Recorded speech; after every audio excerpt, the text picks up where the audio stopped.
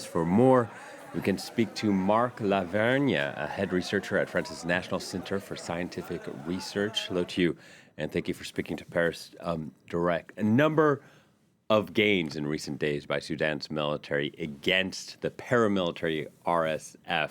How significant were these gains? Well, these gains are, first of all, symbolic, because the seizure of the presidential palace in the capital city is a major turn of events, because it shows a kind of accountability for the army. But at the same time, this turn of events might symbolize a return to square one, which is to the dictatorship of Omar al-Bashir. So it's now to be seen if the rebels, or so-called rebels, that is the support forces, will return to their home in Darfur and continue the war, which is likely because they have the support of a large amount of communities, either political or regional. So the war is not over. The war is not over. Questions about, as you say, how the Rapid Support Forces responds to this. My concern is, will the fighting intensify, or do you think it'll become more localized? It's a matter of foreign support, first of all, in order to get weapons. And this is the problem of the Rapid Support Forces at the moment.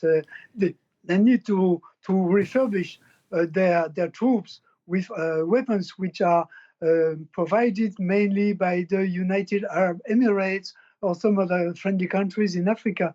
But at the same time, they have to go back to their stronghold in Darfur, and the war might continue mainly in this remote area of Sudan, which is really in a turmoil with a lot of shareholders somehow, not only the Rapid Support Forces, but other regional and tribal groupings that are, the whole of the country somehow will be hard to get back by the army, because the army has also its limits, despite the fact that it is supported by Egypt and by other foreign countries. So this withdrawal will not end the war.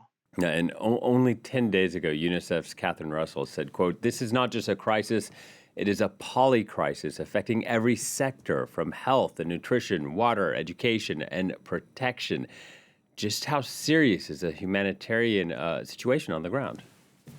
It's awful. The civilian population is bearing the brunt of different kind of attacks somehow. The farmers are hit by the nomads, and the people from the peripheries of Sudan are trying to get to find safety in southern Sudan, which was, the opposite in the former time when southern Sudan took its independence from northern Sudan. Now it's a kind of sanctuary for the southerners, for the northerners, the same as for Chad. People are getting out of the country wherever they can, to Egypt or abroad in other continents even. So the country is in a turmoil. It has no government anymore, no civilian forces somehow, despite the fact that the so-called rebels, which were support forces and not rebels, they were accomplices to the national army. Now they are supported by other African countries in the south, by Kenya, by Uganda, and this may make the war continue forever, because the two forces are somehow balanced, despite the fact that the army seized the capital city. It doesn't hold the whole of the country, which is 3 or 4 times bigger than France. Now, with so much of the world's attention on Ukraine, on Gaza, on Donald Trump, Sudan probably not getting enough attention, the attention it deserves. So I'm curious, how serious is it? What are the possible scenarios? And is it at risk of becoming a failed state? Yes, certainly. It's not only a civilian crisis or a human crisis. It's also a political crisis, because the whole of the region around is in the turmoil. Think of what happens now in Gaza, what happens in Ethiopia, what happens in Congo, what happens in Yemen. This all is a surrounding of very unstable um, area. Think of Libya and major countries around like Iran, Turkey, maybe Russia, maybe others are trying to find their way and to find some use of this all turmoil all around the Horn of Africa and the Red Sea.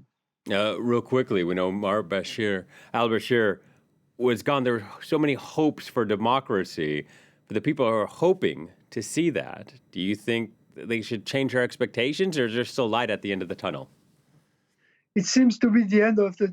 I mean, the Western countries didn't play their role in supporting the democracy because some of them prefer to have a stable military state than a democracy that opens the gate to different kinds of concerns and of discussions and a kind of instability that is necessary after 50 years of independence and of military dictatorship. All right, Marc, thank you so much. Marc Lavergne speaking to us there.